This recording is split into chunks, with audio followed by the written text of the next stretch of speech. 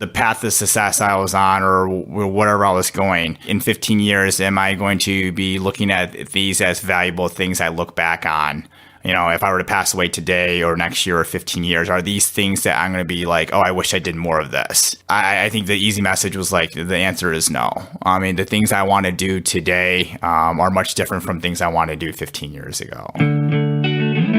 Welcome to the Rental Property Owner and Real Estate Investor Podcast, brought to you by the Rental Property Owner Association, providing benefits and services to real estate investors and rental property owners for over 48 years. With your host, Brian Hamrick from Hamrick Investment Group. This episode is sponsored by Green Property Management, managing everything from single-family homes to apartment complexes in the West Michigan area. Find out more at greenpropertymgt.com. And Icon Realty Group, helping home buyers, sellers, and investors in the West Michigan area. Find out more at theiconrealtygroup.com. Hello and welcome to episode 96. My guest today is Charlie Kao, the managing partner of MCK Management. He does flips and buy and hold investing in the Grand Rapids area while still working his full-time job in the medical device industry. We're also going to be talking about solo 401k investing, as well as Charlie's future plans in building a storage facility.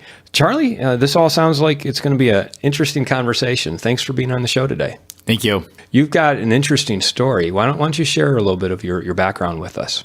So I've always kind of been around real estate to some degree. My parents have owned real estate both in the United States and internationally. I never had really any interest in for it. My parents always made me work on the site for the job, you know, doing lawn, free landscaping, things like that.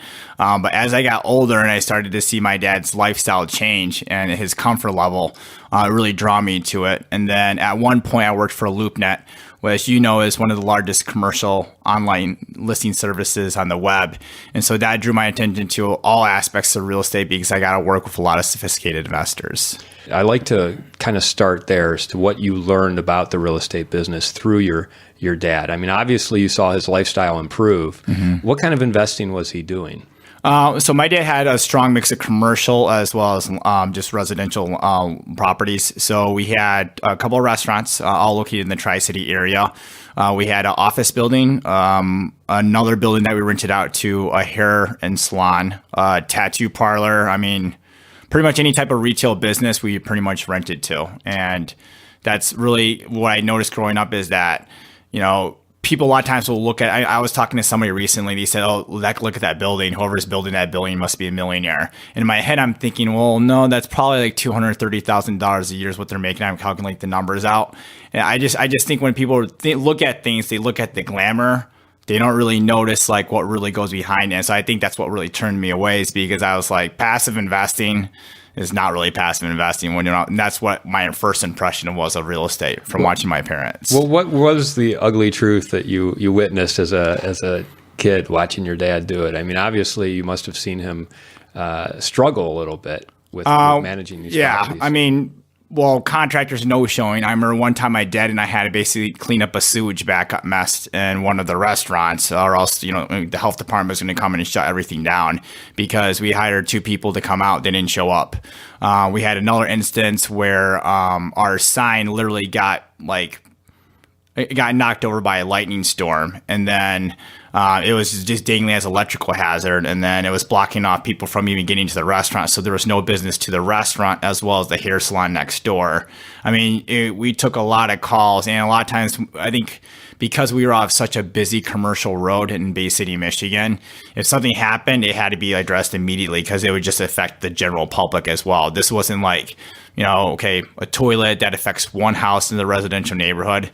Generally, if something affected us, it affected other business owners. It may have affected, you know, 3,000-4,000 cars of traffic that came through that area too as well.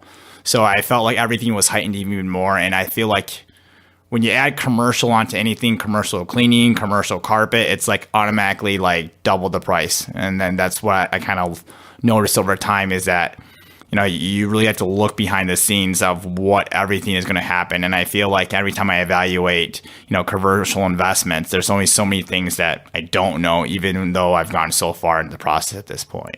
Yeah, and up to this point, you haven't really done any commercial investing. It's mostly been, it seems like residential flips and buy and holds. Or do you have some? I had 18 the pull through. So my dad finally sold the last of his restaurants when he was from when I was younger.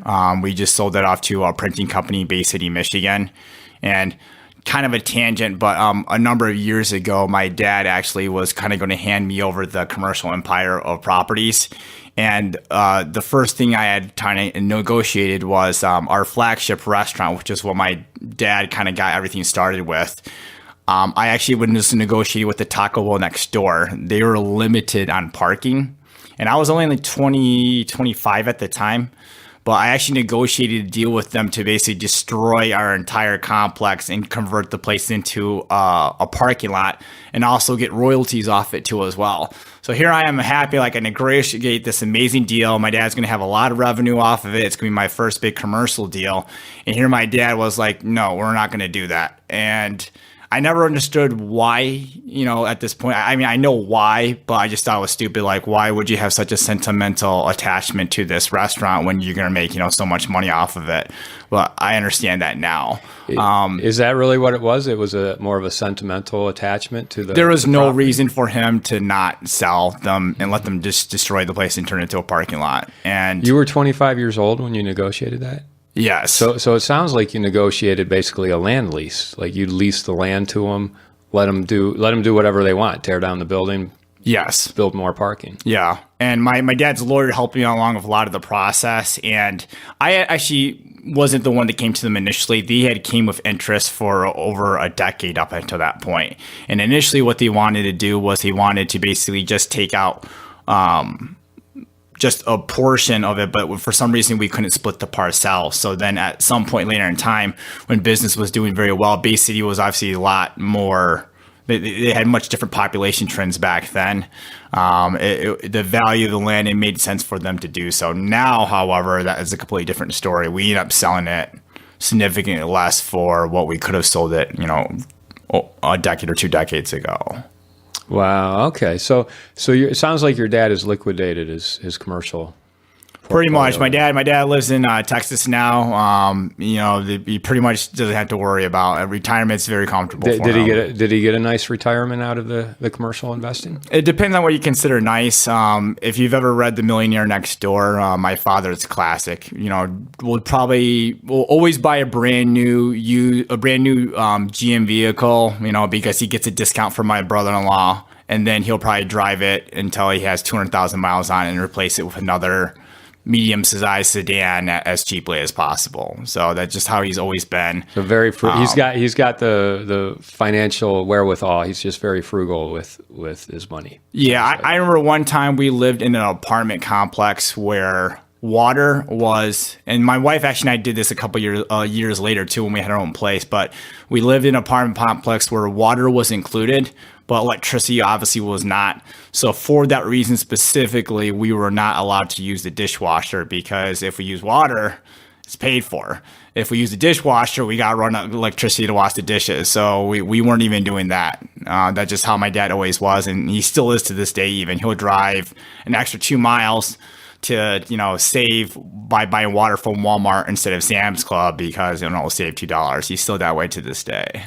How did that affect you starting out? I mean, what did you immediately realize when you were in your early 20s? Hey, I should start investing in real estate, or did it take you a while to get into it? I was very good at investing. I did Forex trading and stock trading, day trading. So I was very successful at that, but at the same time, I was very irresponsible for those gains. I kind of was the exact opposite from my parents. I think, when I went off to college, it's like, don't drink, don't spend any money, save everything you have. And I pretty much did the exact opposite when I went to college. I was very irresponsible with money, even though I made very good money. And I really didn't listen to those until I had got into a good amount of debt of my own. So you got yourself in some trouble then. I got myself into some trouble for sure. Yeah. Mm-hmm. And I definitely didn't realize my potential in the early years. So what was it? Financial trouble, or just trouble from being in your early 20s? So while I was in undergraduate school, I was able to come away with no debt. My dad helped me offset quite a bit because of all the hours I spent working when I was younger. And I mean, there's not many 12, 13-year-olds that were working 13-hour days at a restaurant on Saturday. So in a way, he did pay for it, but I definitely worked for that. My graduate education was on my own tab, and I was making about $40,000 a year back in the early 2000s. While I was in grad school, I still came away with about $30,000 of student loan debt. So that gives you an idea that here I am making more than enough money to pay it off. I don't have a lot of expenses. I still walked away with student loan debt because I was pretty irresponsible with my money back then. So, and I kind of felt like the money is always going to grow because I always felt I could outwork the money. And had I not really stumbled upon basically I guess if I didn't have the realization that if I kept going down this route, I probably would be, in the hundreds of $1,000s of debt with a big house, multiple cars, who knows? So what turned it around? I mean, it seems like you've certainly gotten a lot more serious about your finances and holding on to your money. I had cancer a number of years ago. It was over a decade now. It wasn't considered terminal, even though I was self-employed at the time. So I didn't have any insurance, and I had a very large medical bill as a result of that. I had a couple of properties from working at the bank. I used to work at Chase Bank, and I got promoted a number of times to the bank. And so what had happened is every time that I got promoted, I would get moved to a new area, and then I kind of became an accidental landlord.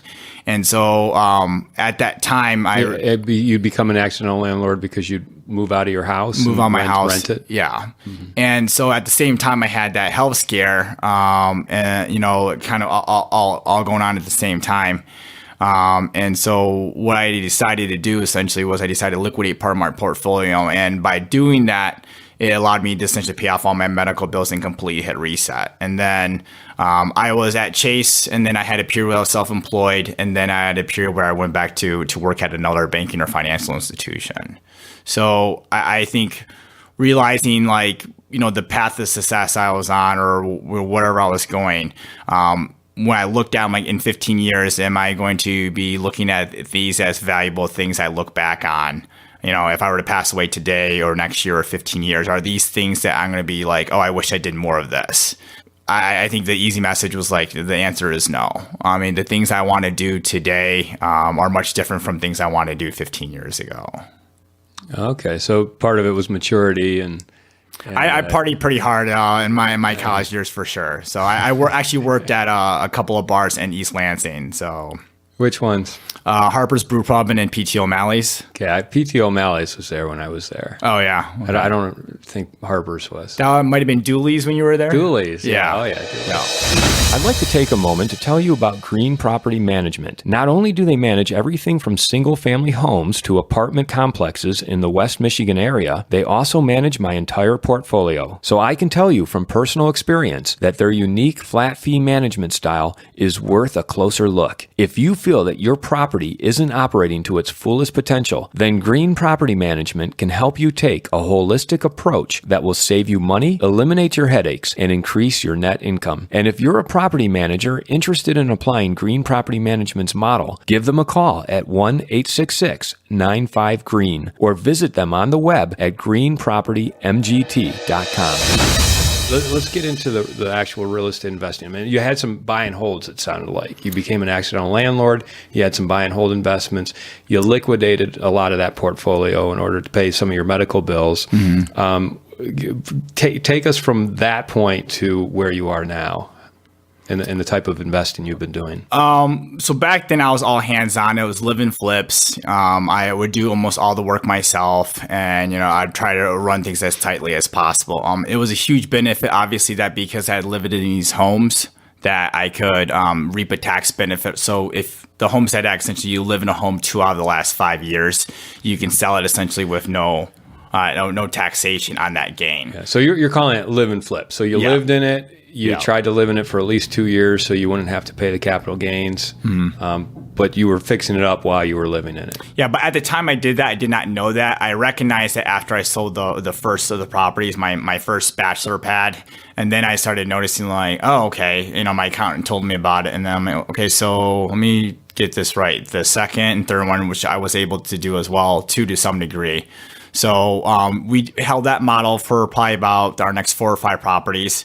My wife was amazing because she actually was willing to move that, multiple times over to do that. And then sometimes we didn't do it for that taxation reason. But as you know, a lot of the banks, they would give preference to homeowners, or they would have a lower reserve price to purchase. So you might have a foreclosure. So for example, I had a property on 32nd Street, all brick home, 4-bedroom, 2-bath. I bought for $60,000. And I remember a lot of people were like, how the heck did you get that house? Well, the reason why was obviously because I'm pretty sure the bank had a lower reserve price for owner occupant, which is what their preference was. And I believe that property was also part of the first look program. So we had no investor competition for the first 15 days. When you say lower reserve price, what do you mean by that? So I call it price creeping, but you can't do in this market now. But when the market had just a ton of properties on the market, what we would do is that we would offer a price, let's say $100,000 on a property.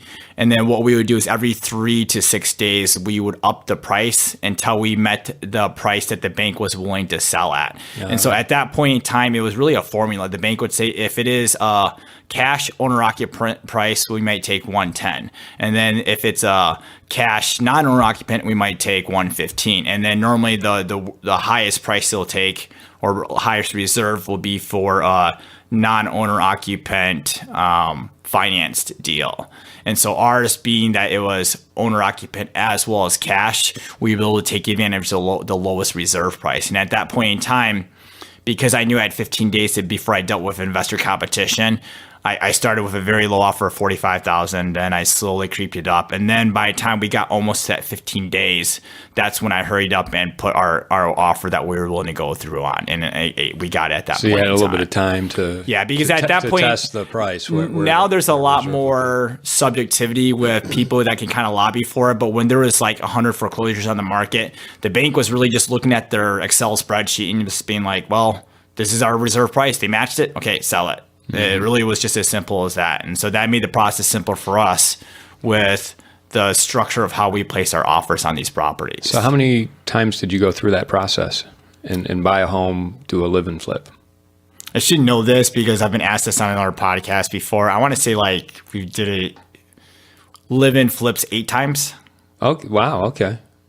So that's a pretty good ladder to profits there, doing the live and flips, staying in them 2 years. Yep. Then take a home equity line of credit, and then buy another property. And then would you hold on to some of those then? Some of them we did hold on to for a bit. What we would do a lot of times is that we would rent them on Airbnb. And so, for example, when we moved from Grand Rapids to Novi, that property that we had, it was a HUD property, and actually we found out we could not sell it under a year because of it was a HUD property, so we had to wait. So what we actually did was we actually put that on Airbnb, and we actually the amount of money we made off it, we were considering keeping it that way. What kind of money were you making off of it? So during our price in October, we would make $400 a day. Oh my gosh! And then so how Airbnb works out typically in our Michigan properties is that I would say the holidays like, Halloween, November, December, and Christmas, I would make roughly on a 3-bedroom, 2-bath, anywhere from $200 to $250 a day.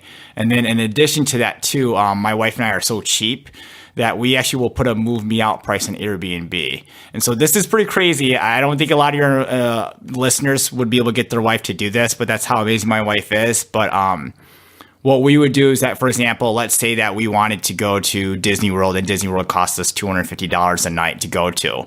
We would actually throw our price on Airbnb for the exact amount of the cost of our vacation per day. So if somebody was willing to pay us that amount, we're like, well, we're going to leave, and then they're going to pay for our vacation. And we've actually done that a number of times. On your personal residence. At our personal residence. So what we do is we isolate. We don't have a lot of expensive things. I think the most expensive thing we own is besides my wife's truck, is my wife's wedding ring. And after that, it's probably my Cutco knives. And after that, everything's like $300 or less. But what we would do is we would generally lock one room or the basement, isolate that off. So the people from Airbnb staying there wouldn't have access to any of that. And then we even have separate bed sheets. So if people are liberal with what they're doing in our house, then we can just go ahead and just wash it. And then we don't even touch it because our cleaning lady takes care of that. I'd also like to tell you about Joshua Schaub and his team at Icon Realty Group, a full-service real estate company in the West Michigan area. Joshua has been a guest on this show several times, and he and his team at Icon Realty Group help buyers gain an edge in this competitive market. They assist sellers in getting the best price and terms for their properties, and they work with investors to understand the numbers, neighborhoods, and market forces that will set them up for long-term success. To learn more and get a free, no-obligation consultation, contact Joshua at 616-216-2000 or visit theiconrealtygroup.com. People think that you need to have it off of a beach or something that's really hip and young. That's not necessarily the case, because one of my properties was very close to the hospital, and so what I would get is that our Grand Rapids and Detroit, there's only 2 NICU hospitals. So essentially, if you have a preemie that's 2 or 3 months too early, they essentially have to go to one of those hospitals. And so during that period of time that I had that property, I actually was reaching out to working professionals that were basically doing long-term stays while their child was in the hospital. And so during that period of time, I had very high-quality renters. I had a pharmacist, I had a medical student, I had a person that was a doctor that was just finishing up one of their rotations, really anywhere. And then during our price, obviously, most of the properties I've looked at that I've done on there, just our price alone, those 3 weeks would pay for my mortgage for the entire year. So our price alone is lucrative enough for most people to run an Airbnb business, and if you're relatively close to downtown Grand Rapids. What constitutes the core of your investing right now? So I feel anybody who knows me pretty well at some point will find out that I took a very large loss on a flip. Essentially, it was my first loss, really, for the most part, that I took, but it was a $63,000 loss. Ouch. So where was this flip?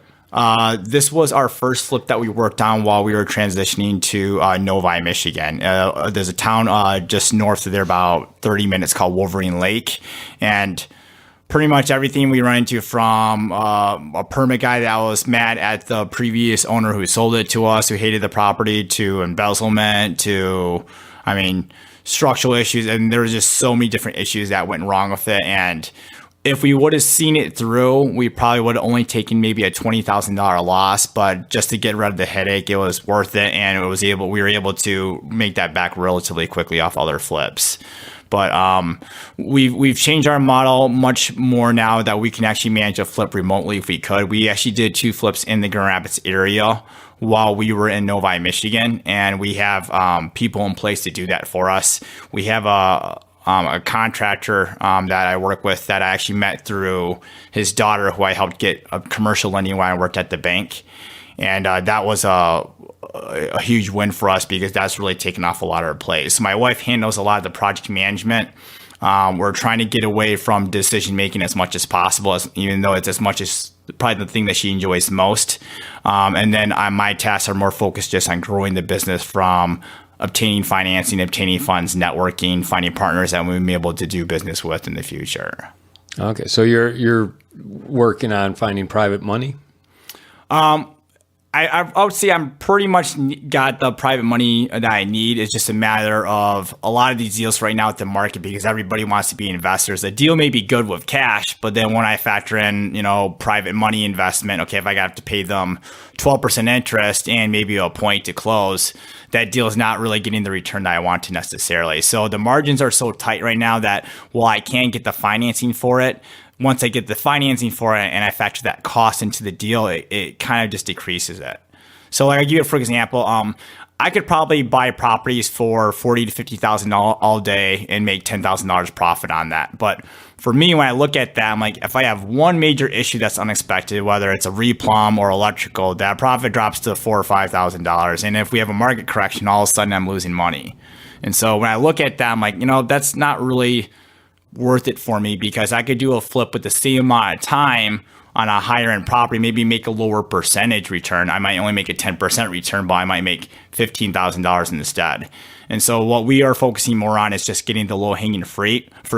And at this point, the low hanging fruit is just retail business. So my wife is a real estate agent. We've really ramped up our direct marketing with that. So we've utilized Zillow as well as Realtor.com, and we're starting to do some Facebook ads. But at this point for us, it doesn't make sense for us to spend 3 to 4 weeks flipping a house to make $10,000 when she can spend 6-7 hours with a client helping them find their home, and which she also enjoys, to make the same amount of money essentially. So that's interesting. So the market is tightened so much that the flips that you were doing just don't make financial sense anymore. Not like they used to be. I mean, 2009, 2008, whatever property we would buy, I mean, I'd be looking at a minimum of $30,000 return. Now, $30,000 return on the price range that we're looking at, which is generally buying in that 60 to 110 range and selling it for, nowhere above 250.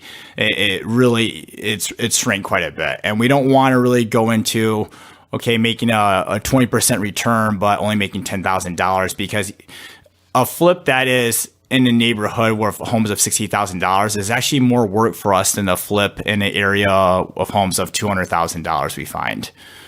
So it's the same amount of work. And if we're going to do the same amount of work, we might as well make more dollars per hour. So I don't look at percentage return as much. I look at just actual return on time spent. So what kind of return, like dollar-wise, do you like to see if you're even going to consider doing a flip? We want, so if I have two models I work with a realistic model, and then I work with the worst case scenario model. So if there's anything that could be determined as I'm not sure about the electrical wiring, I factor in all the worst case scenarios.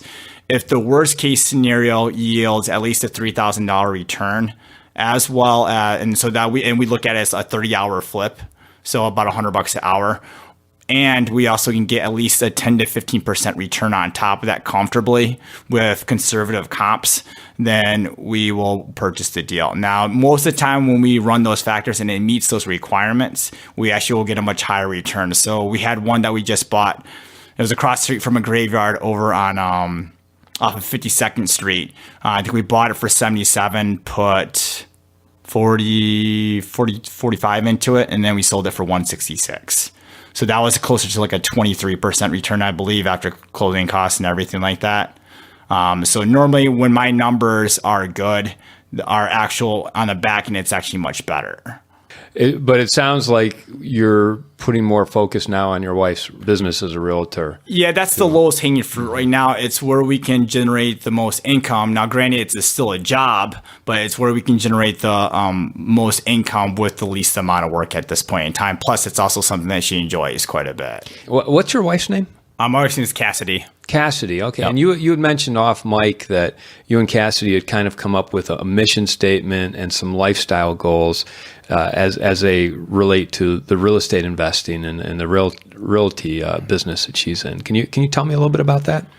So when we looked at mission statements from companies that we really, really liked, we noticed that they're focused on what they want to emulate, like how they want to interact with their customer as well as their employees. And what we noticed is that with companies that we necessarily didn't like as much, or a lot of people talked about, they were focused on what they wanted to provide as their mission statement. And that essentially is what our mission statement was before. It was more generic, like we want to provide affordable housing and, to citizens and be proud of, something like that. Not to badmouth if anybody does have it like that. So I'll read it out here now, but we simplified it, and essentially you wouldn't even really be able to tell that we are a real estate business by our mission statement, but it's really focused on how do we want to manage our lifestyle. And if we manage our lifestyle the way we want it to, what we will create will follow, and everything we kind of look to, we kind of follow to that. So if that takes us in the direction of our mission statement, when we're kind of in this area, like, is this what we want to do? Then we know we want to proceed with it. And so it's very simple, but it's basically take joy in what we build and create what we teach and believe. So very simple, but as a kind of an added statement to that, we say, we invest in real estate because we enjoy improving the homes in our community. We strive to help buyers, sellers, and renters make one of the most important financial decisions in their life, all while creating assets that we like into art. while others validate our vision through financial compensation. We are creating a brand and a legacy that our kids, family, and friends and community can be proud of, while also shaping a lifestyle that allows us to pursue the things we enjoy most with those that we love the most. Wow, that's a fantastic mission statement and lifestyle goal. Yeah. Can you give me some examples of how that has affected the way you invest? So right now, a lot of people I've been talking about my retirement plans. It's not really soon, but it's definitely sooner than later. And people kind of think like, oh, are you going to retire like off to an island or something like that? And really, the plan is not necessarily retire to not have anything to do. The plan is to retire so I can spend more time with my family. And so anybody that knows me right now will know that I'm shacked up in a 2-story or a 2-bedroom with my wife. It's only 650 square feet. It's very small, but it'd be very difficult for you guys to ever find us there. It's pretty much a vehicle that we sleep in, but we travel almost every single weekend. I think, we got a trip to Disney World coming up. We'll probably do a cruise next year. So we travel very frequently, but that affords us the lifestyle we want. The lifestyle we want is to spend high quality time with our family.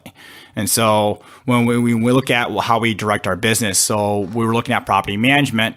It's like what the 2 decisions we're making right now is, do we want to have property management? Is this going to take us down the road we have? If we don't use property management, what would allow us to do this without using property management? And so one of the models that we implemented is we are basically doing a June, July rent model in addition to actually pricing our rentals slightly below market. So essentially, while we could have 10% to a property management company, at this point, we've kind of passed it off to our tenant. So we're having long-term tenants. And then that's also allowing us to essentially deal with tenants only 2 months of the year. So by the June, July model, what that means is that if we acquire a rental property today, the next lease we put that person into is going to have that person out in June or July or June or July of the following year. And we will only do leases on June or July. It's the easiest month of the year to rent. And then in addition to that too as well, if we do June or July and somebody else applies for one of our rentals and we end up not leasing to them, but they're qualified, we can say, hey, we had this other rental coming available right down the road. So we can kind of parlay that off. And so by doing that June, July model, it makes it very easy for us to not have to deal with basically trying to find renters the rest of the year. Well, that's a great model. I mean, that's the first time I've really heard that expressed that way. You're underpricing your units, but that is to get better tenants in, get them to stay for that June, July period. What about the rest of the year? I mean, aren't you taking phone calls and having to sometimes chase them down to pay their rent? Our renters are very high quality. And I mean, I used to work in banking, and one of the things that used to always drive me nuts is there would be loans that I would do that I'm like, I don't know why we're lending to this person, but the bank's willing to do it. Okay, we'll do it. And there's a lot of times where I really like the model. I really like the person's passion for it, and I would personally do it. But they had a bankruptcy 6.5 years ago, so they immediately would be denied. And so one of the renters that we have recently, for example, he was actually a NASA engineer at one point, 810 credit score, but he had no income because he was purchasing and developing a liquor store here in Grand Rapids. So they own a home free and clear in Bloomington, Indiana area or something like that for like $400,000. Both of his kids were graduating, going to be working income. I mean, it makes sense for a no-brainer, but a lot of people, the second that they would hear that they had no income. And then the other thing too is I had another person that rents that also told me that they had a concern because they were concerned that the type of food that they may be cooking may smell the home up. And so that was one of the reasons why they had denied them. So they asked me if I was willing to. And so I had no issue with it. And they've become a very, very good tenant. We've had absolutely no issues with them. They live below us, and they've actually brought us, food. The kids love it. So, and we get along pretty well. And they actually just renewed here recently. And we also have this too as well. That's also another benefit. But we also try to specifically seek renters that will buy. So my wife kind of does a good job of networking with people from out of town. And so when these people decide to buy their home, we have an early escape clause from their contract. It's the only time that we go out of the June, July clause. But if they choose to buy a home through my wife and use her as a realtor, they can early escape from their contract at any time. And so the way we look at it is that, well, if they're going to buy a $250,000, $300,000 house, which is going to be, a $6,000 commission for her or whatever, somewhere in there, then it makes sense for us to allow them to early escape. And then also they have other friends that they may talk to as well. Their corporations they work with may call us back at a later point in time. So that's probably the only time that we would work outside that June, July model. But we found that by working that niche, it allows us. And so let's say we had those same renters that were willing to do a 6-month, and we had somebody else that was willing to do a 12-month. That was just as qualified. We may actually still go with that those clients over the 6 months because the opportunity persists at the end, which is obviously a client that would turn into a buyer listing essentially at some point. Right. Well, it sounds like you've really got it down to a science as far as just the way you've structured your life with your family and the way you've structured your managing your properties. Yes, my wife would say it drives her nuts at the same time. One of my issues I probably run into from a lifestyle perspective, which is why we kind of set our management that way, is that it's very difficult for me to turn off my brain. Your podcast, I listen to every single one. I'll tell you right now, I listen to it at least 1.5 to 2 times speed every single time I listen to it, so I can get it done in half the time. So that's just so the type of person. More podcasts. Huh? I listen to probably a minimum of 30 hours of podcasts a week. 30 hours? 30 hours of podcasts a week at a minimum. Yeah, that's you just brought up a real interesting tip, which is you can listen to podcasts at 1.5 speed or 2 times speed. Yeah.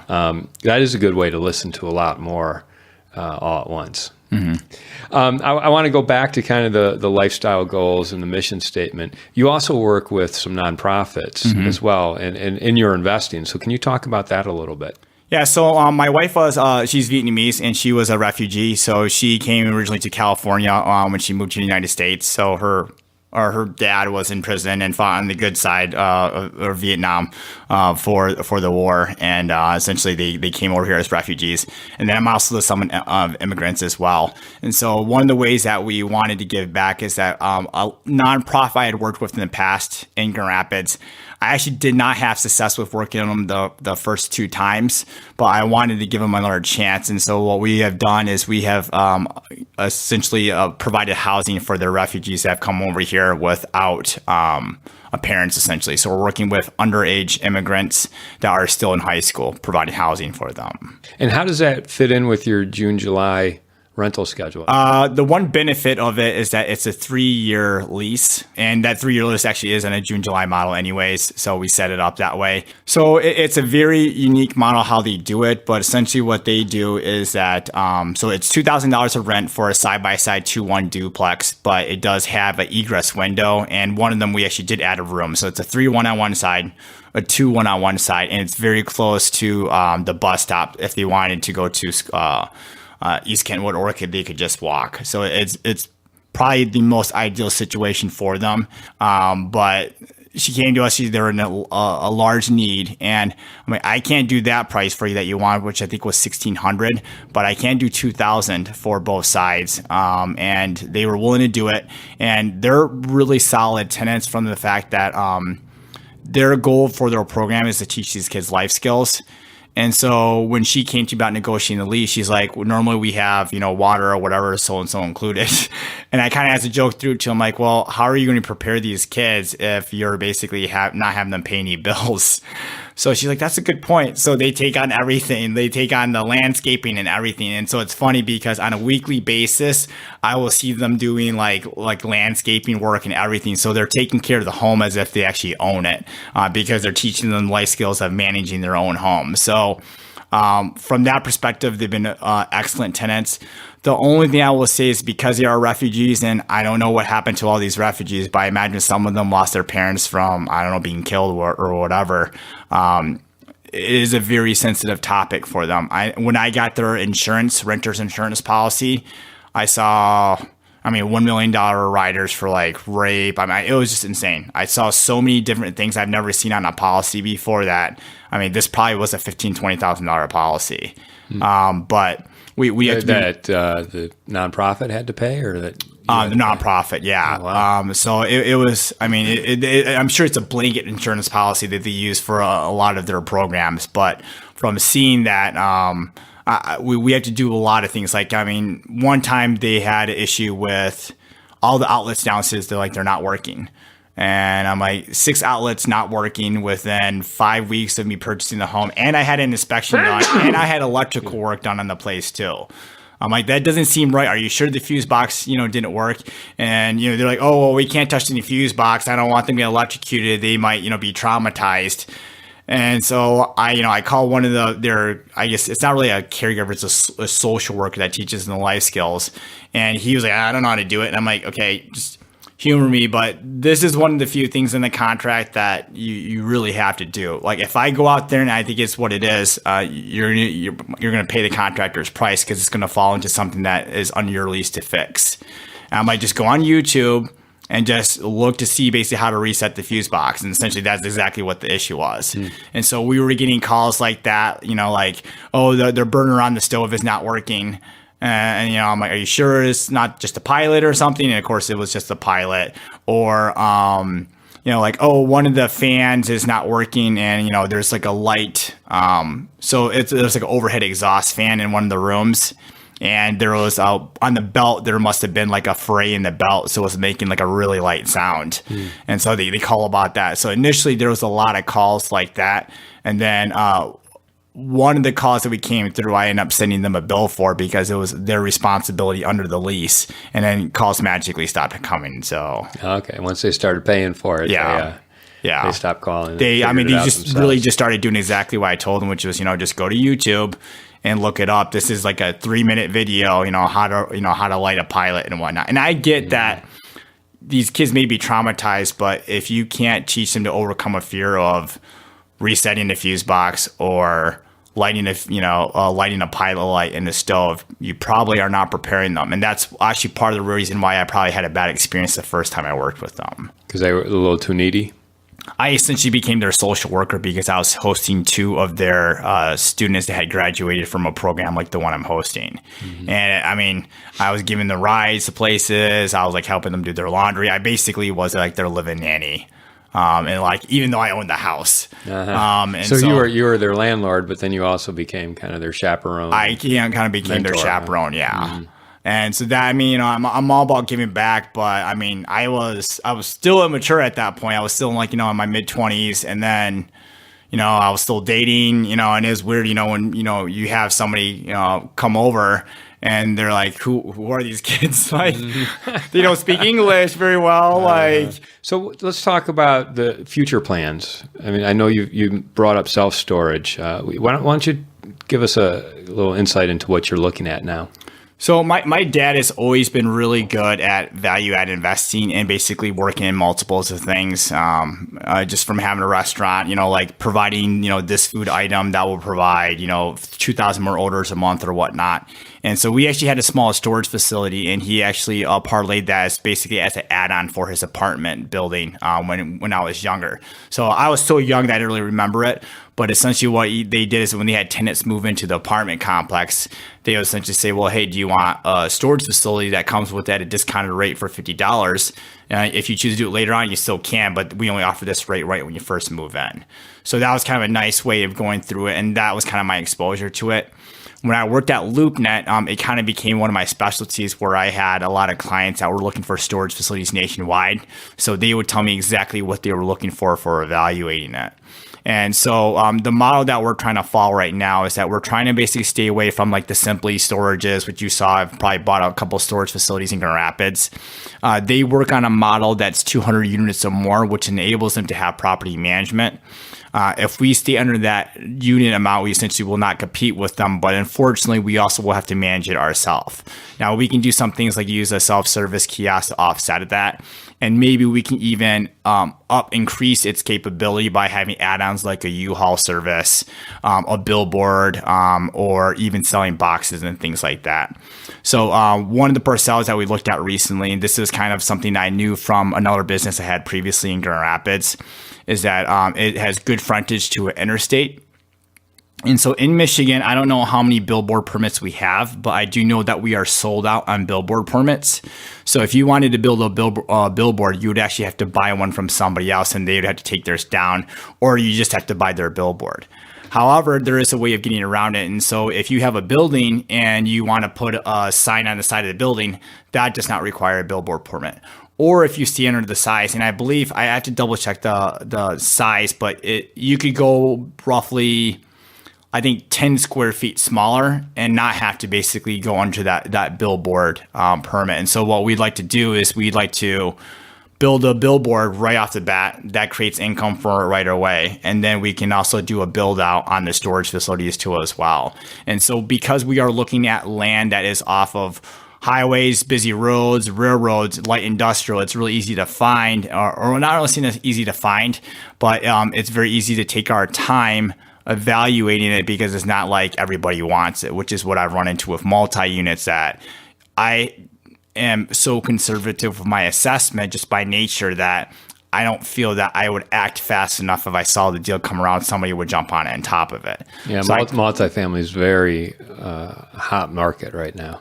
A lot of competition out there. Yeah. And I mean, when the other thing I noticed too is I was on an investor call for a deal I was going to invest on passively, and just the economies of scale, the deal was pretty much made just by the fact that they had so much savings from economy of scale. So they could use property management they had used for all their multi-units. They could put their units under their umbrella policy at a savings of 250 unit. And so that alone, when I looked at that, I'm like, I think it's possible to do it. I think I'm more comfortable passively investing it at some point. If somebody else comes to me, asks me if I want to join the deal, I have no problem with it.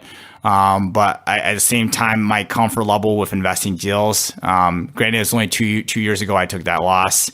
It still seems like it was yesterday. So I evaluate things much more conservatively. Whereas with storage facilities, I can be much more conservative on investment. I want to buy the land that nobody else wants to buy because I want it. And I mean, we've looked at land next to airports with loud planes flying by. We've looked at former dump sites that we really don't have to worry about the soil sample. And the best part about it too is because there's almost no pollution from a storage facility. The city planning commission, wherever you go, is happy to work with us to build a storage facility. They'd rather have that than a factory, which kind of surprised me because you would think that because we're not creating a lot of jobs, that maybe they would have a preference for that, but we haven't found that to be the case. Yeah. So you set your sights on storage facilities, and especially ones that have value add, where you can put up a billboard or figure out ways to charge for advertising. Have you identified anything? I mean, are you still looking? What yeah, we do have a site, and I have another investor that I've been speaking with recently that him and a person I used to work with at LoopNet have kind of served my mentor. So I have a pretty good estimation of what the cost would be to do it. And a lot of storage facility companies will go through storage facility builders. Because I have enough of a grasp on it, I think we could save probably another 20% by segmenting off each thing and doing it separately. So doing the video cam separately, the automatic gate separately. Where we're looking at is generally within an hour drive of my business partner in Lansing or within an hour drive of Grand Rapids, because we have to self-manage it. And then ideally we can have the website built where essentially most of the information that they need to get their storage facility will be right there. Is it management intensive to do what you're thinking, or would you be able to automate everything? I can pretty close to automate everything. I mean, one of the difficulties is that computers are computers, and when you have, negative 15-degree weather, sometimes these gates may not open up because of, of a computer. So you may have to manually go out there and do so. But on average, the average person that visits their storage facility is under one time a month.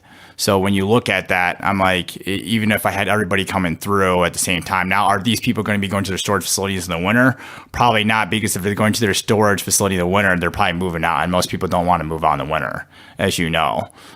So, I mean, there is going to be some management in place for sure, but at the same time, the benefit of it is that you don't deal with tenants. If the tenants don't pay, then you just change the lock, and you can literally turn around and sell their stuff to somebody else.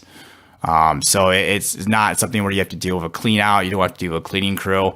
If I want to at some point, what I can do to have value that may make it sense is I know people that have done U-Haul, because I've worked with a lot of trucking companies, because of the space. So we could add a U-Haul service for about $1,600 to $3,200 a month for income. And then if I have a billboard there too as well, that could do that. And then if I add in boxes, I'm trying to think what else, locks, pallets, all those type of things as well. I could also offer somebody an incentive where a low base salary, but incentive to sell with a 20% rip or whatever, not on what they sell.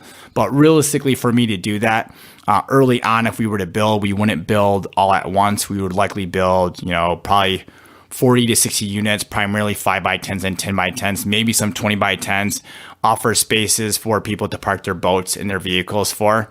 And then as those get occupied, then we would build out further. So at the very beginning, we definitely wouldn't be looking at a model where we would do that. And if we did it all at once too as well, that would be more pressure for us to try to fill them all at the same time, which would make it very management intensive. But if I'm only doing 40 units at the time, I can handle managing 40 units, occupying them, stabilizing them, and then moving on to building 40 more. Okay, so do it bit by bit. Yeah. Now, if we're looking roughly at 2 to 4 acres, if we get, and so if any of your listeners have something along those lines, I'd be happy to speak with them about that.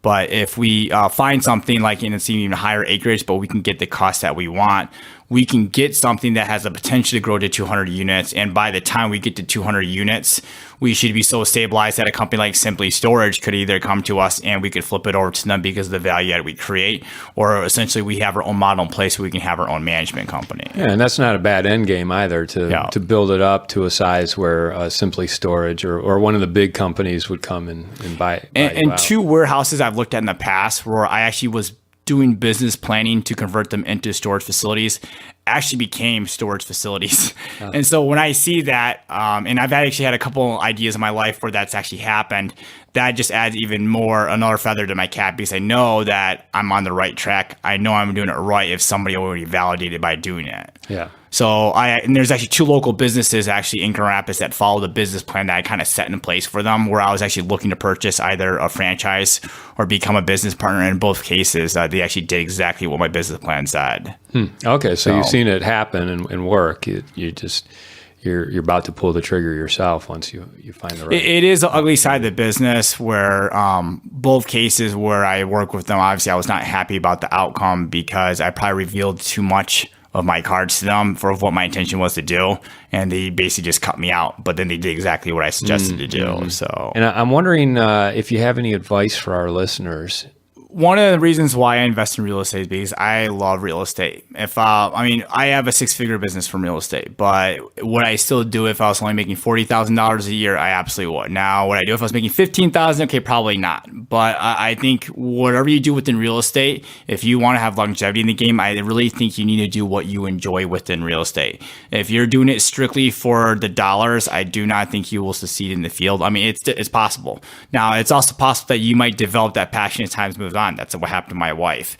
But you really want to keep an idea of doing what you enjoy, maybe setting your mission statement to reflect those values. And if you enjoy what you're doing within real estate, then I believe the dollars really will follow. Thank you so much for taking the time to just share these stories with us and talk about your different types of investing.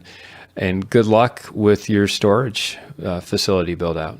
Cool. Thank you. This episode was sponsored by Green Property Management, managing everything from single-family homes to apartment complexes in the West Michigan area. Find out more at greenpropertymgt.com. And Icon Realty Group, helping home buyers, sellers, and investors in the West Michigan area. Find out more at theiconrealtygroup.com. You've been listening to the Rental Property Owner and Real Estate Investor Podcast, brought to you by the Rental Property Owner Association. You can find out more at rpoaonline.org. If you enjoyed this podcast, please go to iTunes to subscribe, rate, and review.